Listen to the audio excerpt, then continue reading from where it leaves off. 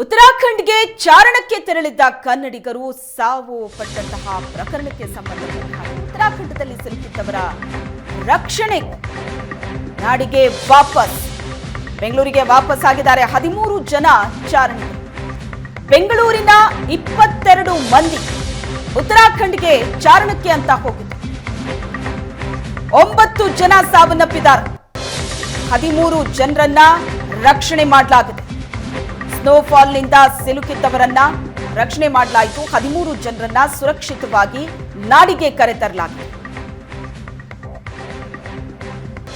ಸ್ಥಳಕ್ಕೆ ಕೃಷ್ಣ ಬೈರೇಗೌಡರು ಕೂಡ ತೆರಳಿದ್ರು.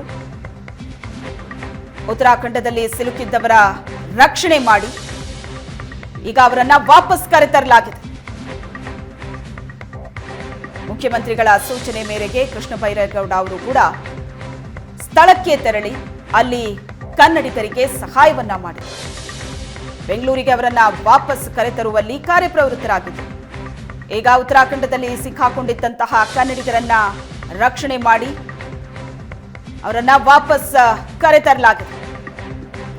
ಏರ್ಪೋರ್ಟ್ನಲ್ಲಿ ಕಂದಾಯ ಸಚಿವ ಕೃಷ್ಣ ಬೈರೇಗೌಡ ಈ ಬಗ್ಗೆ ಹೇಳಿಕೆ ಕೊಟ್ಟಿದ್ದಾರೆ. 9 ಮಂದಿ ಮೃತಪಟ್ಟಿದ್ದಾರೆ. 9 ಮೃತದೇಹ ಡೆಹ್ರಾಡೂನ್ಗೆ ಕಳಿಸಿ ಅಲ್ಲಿಂದ ಡೆಲ್ಲಿಗೆ ಕಳಿಸಲಾಗುತ್ತೆ. ಬಾಕ್ಸ್ ಫ್ಲೈಟ್ ಸಿಗಲಿಲ್ಲ, ಹೀಗಾಗಿ ಈ ರೀತಿ ಟ್ರಾವೆಲ್ ಮಾಡಲಾಗ್ತಿದೆ ಅಂತ ಹೇಳಿಕೆ ಕೊಟ್ಟಿದ್ದಾರೆ.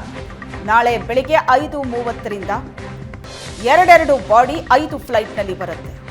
ಈ ಘಟನೆ ನಡೆದಿರುವುದು ಜೂನ್ 3ರಂದು. ಚಾರಣಕ್ಕೆ ತೆರಳಿ ವಾಪಸ್ ಬರುವಾಗ ಸ್ನೋಫಾಲ್ ಜಾಸ್ತಿ ಆಗಿದೆ. ರಾತ್ರಿ ಮಾರ್ಗ ಮಧ್ಯೆ ಅಲ್ಲೇ ಇದ್ರು, ಹೀಗಾಗಿ ಘಟನೆ ಸಂಭವಿಸಿದೆ. ಹೆಲಿಕಾಪ್ಟರ್ ಮೂಲಕ ಕರೆತರೋ ಪ್ರಯತ್ನವನ್ನ ಮಾಡಲಾಗಿತ್ತು. ನಾಳೆ ಆಂಬ್ಯುಲೆನ್ಸ್ ಮೂಲಕ ಮನೆಗಳಿಗೆ ಕಳಿಸಲಾಗುತ್ತೆ. ಏರ್ಪೋರ್ಟ್ನಲ್ಲಿ ಕಂದಾಯ ಸಚಿವ ಕೃಷ್ಣ ಬೈರೇಗೌಡ ಈ ಬಗ್ಗೆ ಹೇಳಿಕೆಯನ್ನ ನೀಡಿದ್ದಾರೆ. ಉತ್ತರಾಖಂಡ್ ದುರಂತಕ್ಕೆ ಸಂಬಂಧಪಟ್ಟಂತೆ ನಮ್ಮ ಜೊತೆಗೆ ಮಾತಾಡಲಿಕ್ಕೆ ಸಚಿವರಾಗಿರ್ತಕ್ಕಂಥ ಕೃಷ್ಣ ಬೈರೇಗೌಡ ಮಾತಾಡ್ತಾ ಹೋಗೋಣ. ಸರ್, ಈಗ 13 ಜನನ ಮೊದಲನೇದಾಗಿ ರಕ್ಷಣೆ ಮಾಡಿದ್ರಿ. ನಿಮಗೆ ಮೊದಲನೇದಾಗಿ ತುಂಬಾ ಶ್ಲಾಘನೆ ಕೂಡ ವ್ಯಕ್ತವಾಗ್ತಿದೆ. ಏನ್ ಹೇಳ್ತೀರಿ ಸರ್ ಇದ್ರ ಬಗ್ಗೆ? ನೋಡಿ, ರಾಜ್ಯ ಸರ್ಕಾರ ನಮಗೆ ಒಂದು ನೈತಿಕ ಜವಾಬ್ದಾರಿ, ಮಾರಲ್ ರೆಸ್ಪಾನ್ಸಿಬಿಲಿಟಿ. ರಾಜ್ಯದ ಜನ ಕಷ್ಟದಲ್ಲಿ ಇರೋವಾಗ ನಿಮ್ಮ ಜೊತೆಗೆ ನಾವಿದ್ದೇವೆ ಅನ್ನುವಂಥ ಒಂದು ಧೈರ್ಯ, ಭರವಸೆ ಕೊಡ್ತಕ್ಕಂಥದ್ದು ಯಾವ ಕಾನೂನಲ್ಲೂ ಬರೆದಿಲ್ಲ. ಆದರೆ ಇದು ನಮ್ಮ ನೈತಿಕ ಜವಾಬ್ದಾರಿ.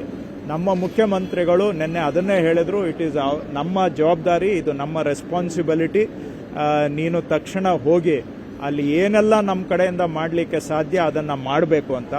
ಹಾಗೆ ನಮ್ಮ ಅಧಿಕಾರಿಗಳು, ನಮ್ಮ ಚೀಫ್ ಸೆಕ್ರೆಟರಿ ಆಗಲಿ, ನಮ್ಮ ಸೆಕ್ರೆಟರಿ ರಶ್ಮಿ ಮಹೇಶ್, ಇವರೆಲ್ಲ ತಕ್ಷಣ ಓವರ್ನೈಟ್ ಅಲ್ಲಿನ ಅಧಿಕಾರಿಗಳ ಜೊತೆ ಕೋಆರ್ಡಿನೇಟ್ ಮಾಡಿ ಒಂದು ಟೀಮ್ ಎಫರ್ಟನ್ನು ಮಾಡಿದ್ರಿಂದ ನಾವು ಯಾರು ಈ ಅವಘಡಕ್ಕೆ ಈಡಾಗಿದ್ರು ಬಹುಶಃ ಅವರೇ ನಿರೀಕ್ಷೆ ಮಾಡಲಿಲ್ಲ ಇಷ್ಟು ಫಾಸ್ಟಾಗಿ ಸರ್ಕಾರ ರೆಸ್ಪಾಂಡ್ ಮಾಡುತ್ತೆ ಅಂತ. ಅಷ್ಟು ಫಾಸ್ಟಾಗಿ ನಾವು ರೆಸ್ಪಾಂಡ್ ಮಾಡಲಿಕ್ಕೆ ಸಾಧ್ಯ ಆಯಿತು. ಬಹುಶಃ ನಮ್ಮಿಂದ ತಡ ಆಗಿದ್ದಿದ್ರೆ ಇನ್ನಷ್ಟು ಸಾವು ನೋವು ಆಗುವಂಥ ಸಾಧ್ಯತೆಗಳು ಕೂಡ ಇರ್ತಾ ಇತ್ತು. ಸೊ ನಾವು ಒಂದು ಜವಾಬ್ದಾರಿಯುತ ಸರ್ಕಾರವಾಗಿ ನಮ್ಮ ಜನ ಸಂಕಷ್ಟದಲ್ಲಿ ಇರೋವಾಗ ಅವರ ಜೊತೆಗೆ ನಾವು ಇದ್ದೇವೆ ಅನ್ನುವ ಒಂದು ನೈತಿಕ ಜವಾಬ್ದಾರಿಯಿಂದ ನಾವು ಈ ಒಂದು ಅವರನ್ನು ರಕ್ಷಣೆಗೆ ಧಾವಿಸಿದ್ದೇವೆ. ಅದಕ್ಕೆ ತಕ್ಕ ಹಾಗೆ ಉತ್ತರಾಖಂಡ ಸರ್ಕಾರದಿಂದನೂ ನಮಗೆ ಅಧಿಕಾರಿಗಳಿಂದ ಎಲ್ಲ ಸಹಕಾರ ಸಿಕ್ಕಿದೆ. ಅವರ ಸಹಕಾರದಿಂದ ಒಂದು ಬಹಳ ಫಾಸ್ಟೆಸ್ಟು ನಾವು ರೆಸ್ಕ್ಯೂ ಅನ್ನು ಮಾಡಿ ಮೊನ್ನೆ ರಾತ್ರಿ ಅಂದ್ಕೊಂಡಿದ್ದು ವಿತಿನ್ 24 ಅವರ್ಸ್ ಆಲ್ಮೋಸ್ಟ್ ಎಲ್ಲರನ್ನೂ ನಾವು ರೆಸ್ಕ್ಯೂ ಮಾಡಲಿಕ್ಕೆ ಸಾಧ್ಯ ಆಯಿತು. ಅದು ಹಿಮಾಲಯ ಪರ್ವತದಲ್ಲಿ. ಸೊ ಆದರೂ ನಾವೇನೇ ಮಾಡಿದರೂ ಕೂಡ ವಾಸ್ತವಾಂಶ 13 ಜನನೇನೋ ಉಳಿಸಿದ್ವಿ. ಆದರೆ 9 ಜನ ನಮಗೆ ಮಾಹಿತಿ ಬರೋಷ್ಟೊತ್ತಿಗೆ 9 ಜನ ತೀರಿ ಹೋಗಿದ್ರು. ಅವ್ರನ್ನ ನಾವೇನು ಮಾಡಲಿಕ್ಕಾಗಲಿಲ್ಲ. ಆದರೆ ಅದು ನಮ್ಮ ಕೈಯಲ್ಲಿ ಇರಲಿಲ್ಲ. ಆದರೂ ಆ ನೋವು ನಮ್ಮನ್ನು ಕಾಡ್ತಾ ಇದೆ. ನಮ್ಮ ರಾಜ್ಯದ 9 ಜನ ಈ ಥರ ಒಂದು ಅವಘಡದಲ್ಲಿ ತೀರು ಹೋದಂಥ ನೋವು ಕೂಡ ಈ 13 ಜನಕ್ಕೆ ಬೇಗ ನಾವು ರೆಸ್ಕ್ಯೂ ಮಾಡಿದ್ವಿ ಅನ್ನೋದು ಒಂದು ಕಡೆ ಸ್ವಲ್ಪ ಸಮಾಧಾನ ತರುವಂಥದ್ದಾದರೆ, ಇನ್ನೊಂದು ಕಡೆ 9 ಜನ ಮೃತಪಟ್ಟ ನೋವನ್ನು ಸಹ ನಮ್ಮನ್ನ ಕಾಡ್ತಾ ಇದೆ. ಸರ್, ಸರ್ಕಾರ ಈಗಾಗಲೇ ತುಂಬಾ ಕ್ವಿಕ್ ರೆಸ್ಪಾನ್ಸ್ ಮಾಡೋದ್ರಿಂದ ಜನರು ಕೂಡ ಸಾಕಷ್ಟು ಶ್ಲಾಘನೆ ಕೂಡ ವ್ಯಕ್ತಪಡಿಸಿದ್ದಾರೆ. Anyway, congratulation sir. ನಿಮ್ಗೆ ಧನ್ಯವಾದ. ಇದಿಷ್ಟು ಏನು ಸಚಿವರಾಗಿರ್ತಕ್ಕಂಥ ಕೃಷ್ಣ ಬೈರೇಗೌಡ ಅವರ ಮಾತುಗಳಾಗಿರ್ತಕ್ಕಂಥದ್ದು. ಅಂದ್ರೆ ಏನು 13 ಜನ ಏನು ರೆಸ್ಕ್ಯೂ ಮಾಡಿದ್ರೆ ಇದು ತತ್ಕ್ಷಣ ಸ್ಪಂದಿಸತಕ್ಕಂಥದ್ದು ಅನ್ನೋ ಒಂದು ಮಾಹಿತಿ ಕೂಡ ಹೇಳ್ತಕ್ಕಂಥದ್ದು. ಕ್ಯಾಮರಾಮನ್ ರವೀಂದ್ರ ಜೊತೆ ಮಂಜುನಾಥ್, ಏಷ್ಯಾನೆಟ್ ಸುವರ್ಣ ನ್ಯೂಸ್, ಬೆಂಗಳೂರು.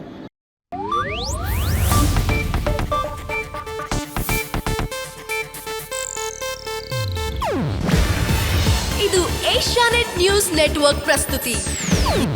ನೀವು ನೋಡ್ತಿದ್ದೀರಾ ಏಷ್ಯಾನೆಟ್ ಸುವರ್ಣ ನ್ಯೂಸ್.